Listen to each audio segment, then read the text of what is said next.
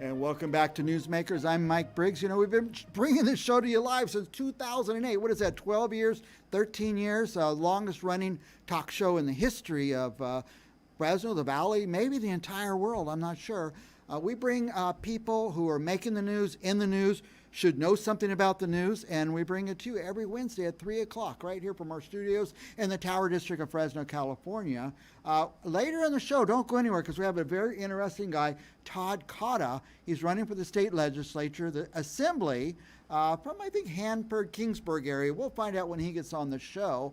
But before that, before we get there, we're going to bring in a guest, Rick Travis, from the California Rifle and Pistol Association. Rick, welcome to NewsMakers. Thank you for having me on. Aren't there too many guns out there? People are saying there's too many guns and people are getting shot and we need to get rid of all of them. What do you think of that? I think that's a bunch of baloney because if you look at the crisis we're going through and the fact that we've had over 1 million new gun owners here in California since March. Wow. Now, I always say there's two kinds of people, good guys and bad guys. And we should keep guns away from one of those. Which should that be? Well, it'd be the bad guys. And here in California, that's part of the rhetoric problem that we have. We have people that believe there's loopholes and all sorts of ways to obtain firearms illegally. But for law-abiding citizens, we have the most onerous and drawn-out process in the country to obtain them. So a lot of what they hear nationally doesn't apply to California and hasn't for the better part of 2 decades. Right. I always say this, that if they make laws against owning guns or how you can own them or how you get ammunition, I follow the law, but the bad guys don't. And that's absolutely correct. And one of the things that we're even seeing during this time period is how frustrated a lot of people, I mean, the Second Amendment and gun ownership is not a partisan issue, even though some people try to make it. It's an American issue, your Second Amendment rights. And we've been noticing how many people have come to gun stores, you know, up and down the state, there in the Central Valley, and are absolutely shocked at how hard it is to obtain a firearm and then to obtain the ammo with a separate license to be able to use it. Right. Now, do they have ammunition licenses now? Yes, they do. You have to go through a completely separate process and pay a $19 fee in order to be able to purchase ammunition. Wow. Now, is there a limit to how much you can purchase? No, there's not a limit, but here's the thing. A lot of times people will ask common question, how many rounds do I need? And somebody will say 1 or 2 boxes. And then they'll go and talk to you later on and go, oh, well, we're going to use that in the range in one sitting. So they go back, you know, $19 more. Oh, every time? Every time. Wow. Now, I should have started with this. I wanted to give you a hard time. Aren't there too many guns and get your reaction and stuff like that? But tell us a little bit about the California Rifle and Pistol Association. Would love to. We are the oldest nonprofit in the state of California, celebrating our 145th anniversary. So we were there when you first started your radio show, maybe even a little bit before. And one of the things that we're trying to get out to people is we've been defending their rights to have firearms. We have fought against the state since day one, because when we became an organization, they weren't allowing competitive shooting. Back in 1875, they weren't allowing people to go hunt, to provide food for their family. And we have fought consistently for firearm safety and for the rights of Californians for 145 years. Yeah, now, you talk about firearm safety. You know, my dad taught me, you know, how to hold a gun, how to use a gun, how to check and see if it's loaded, when you point it at somebody, which isn't very often, and what my intention is if I do point it at somebody. You know, I had thorough training. Then he made me go to hunter safety. He made me go through the concealed carry training, you know, that's how we were raised. And but you guys take a big part in safety as well, isn't that right?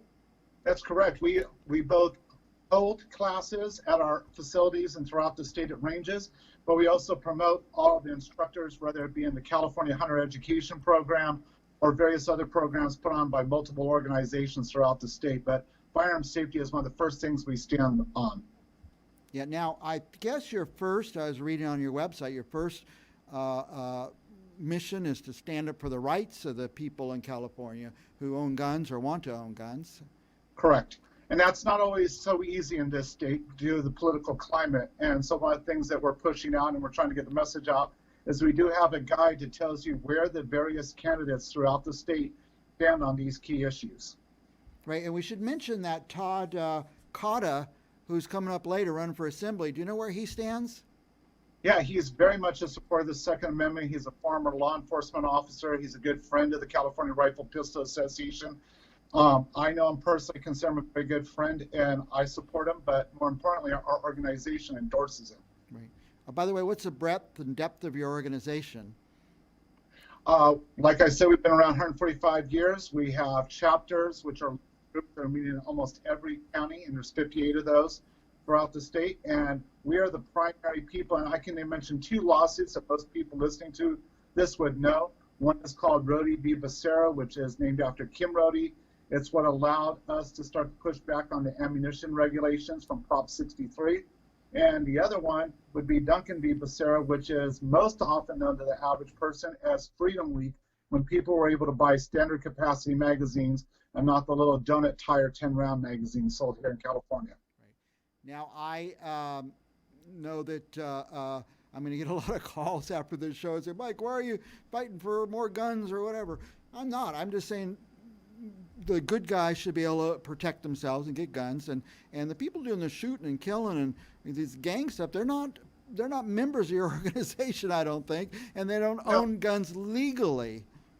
Right, and what I tell a lot of people is, if you look at the statistics, especially for women, which is the fastest growing population within firearms ownership, including in the state of California, is that you can't carry a law enforcement officer in your back pocket. Right. And as things are being defunded, those numbers are going up, and you just have to look across the country to see what's happening as a result. Yeah, interesting. I live in a area of Fresno that is, marginal, and somebody came to my front door at 3 a.m. the other day, and they're banging and they're pushing their shoulder into it, and they want it in pretty bad. Called 911. The police were there in 3 minutes, but I can just imagine what would have happened if they got in. I've had the training and the skill and but even then you get a little nervous when someone's breaking your house. Could you imagine if you call 911 and the police don't come at all? Right, and I mean, you're very fortunate. Fresno County has one of the finest sheriffs in the state with Margaret Mims, who's been very good to make sure you have the ability to get a CCW, but you have to look at places like Los Angeles County, almost 14 million people, less than 150 CCWs. Right, that's right. Now, we have to take a break. I'm getting a signal. We're going to take a 2-minute break. We're going to come back and we're going to talk more with Rick Travis with the California Rifle and Pistol Association. I hope I got the right organization, didn't I? Yes, you did. All right, Rick, don't go anywhere. We'll be right back. Thank you.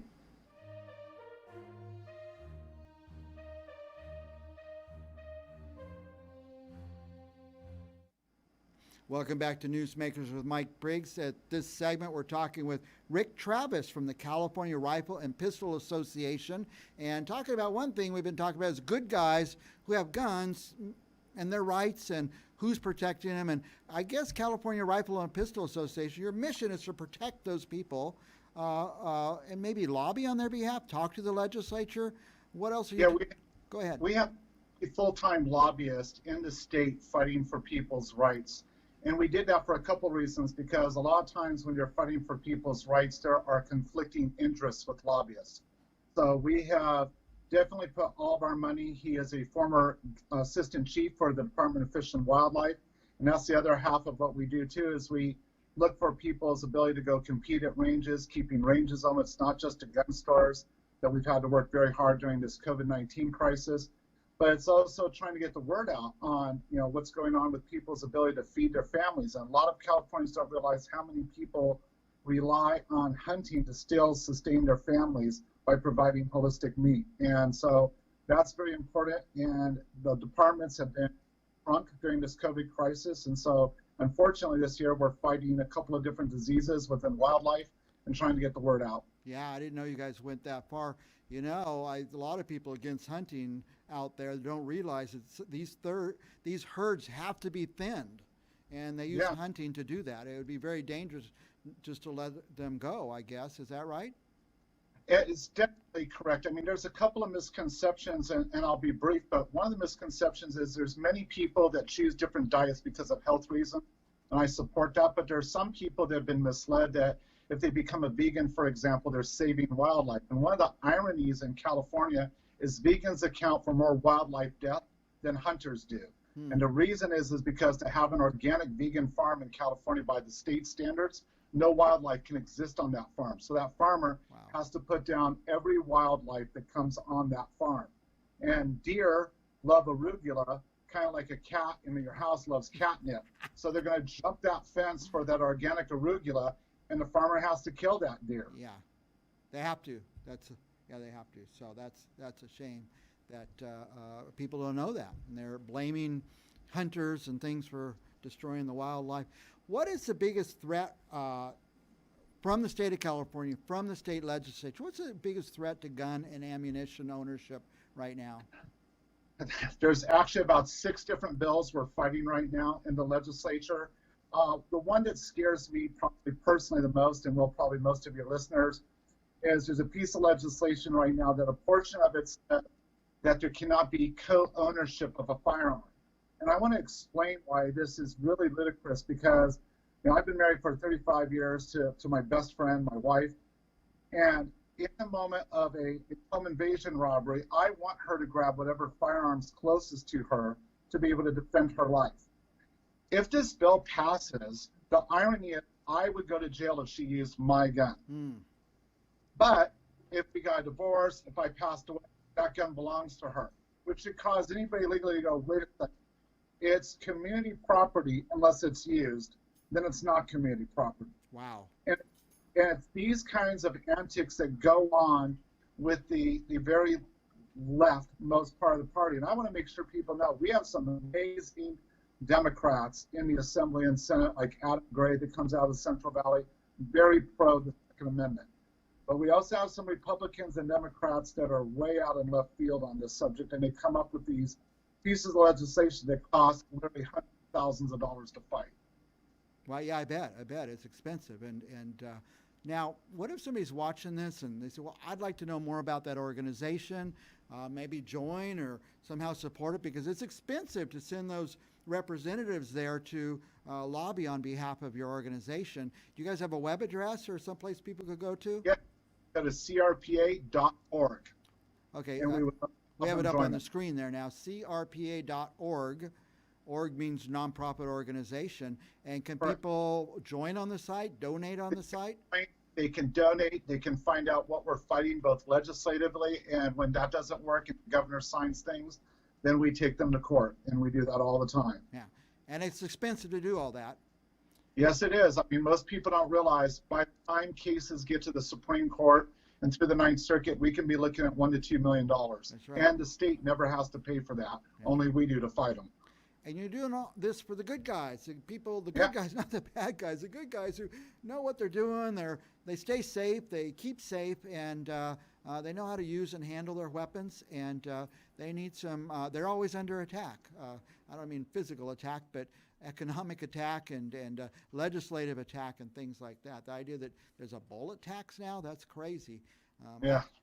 Since I've been out of the legislature, I'm not keeping up on all the legislation, but. You know who is? Rick Travis is from the California Rifle and Pistol Association. Rick, we're out of time. Anything else you want our viewers to know? Just want to say, continue to stay safe during this pandemic, and we look forward to working with you. All right, Rick. We want you to come back every month or two, and we'll catch up with you some more. We would love to. Thank you very much. All right. Don't go anywhere. We're going to be back with Todd Cotta, running for state assembly. Don't go anywhere. We'll be right back.